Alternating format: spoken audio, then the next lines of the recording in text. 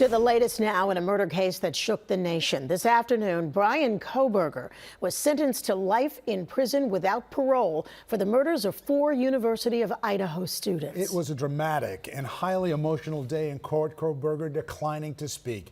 But the friends and families of the victims addressed him directly.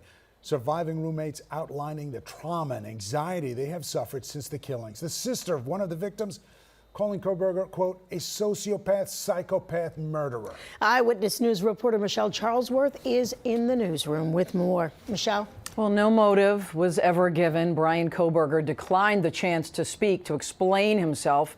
That was the hope, that he would give any explanation for the inexplicable. He sat without emotion in court, stone-faced, as loved ones talked about the agony of missing their children, grandchildren, or friends. You are weak. God, I would just give a moment, man. 5 minutes out in the woods. Oh, man. Ooh. You're gonna go to hell. I know people believe in other stuff. You're evil. There's no place for you in heaven. You took our children. You are gonna suffer, man. She won't be the maid of honor at my wedding, the cool aunt to my future children. I'll never hear her laugh or see her light up a room ever again. But I will carry her with me for the rest of my life. Family members and friends called him a coward, a failure, a loser. Then they talked about how they ached to know why. Why do this? Why them? Something the judge did address at the end. By continuing to focus on why, we continue to give Mr. Kohberger relevance. We give him agency and we give him power. Even after DNA linked Kohberger to the murders, he said he didn't do it. Then an about face came July 2nd.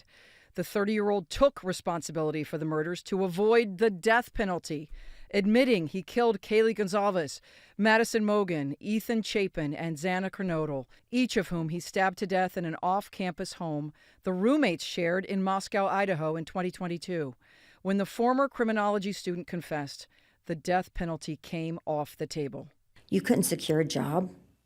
You couldn't get along with others. You couldn't even get a female to look in your direction. All because you are pathetic. Family members also mentioned their disappointment that he is not sentenced to die. So while I'm disappointed the firing squad won't get to take their shots at you, I'm confident that the men in prison will have their way with you in more ways than one. Other family members wanted every moment and word to be about remembering the victims. We will grow old without our only child, our bright, beautiful friend and daughter. In the end, there are no words that can accurately capture the devastation of losing Maddie.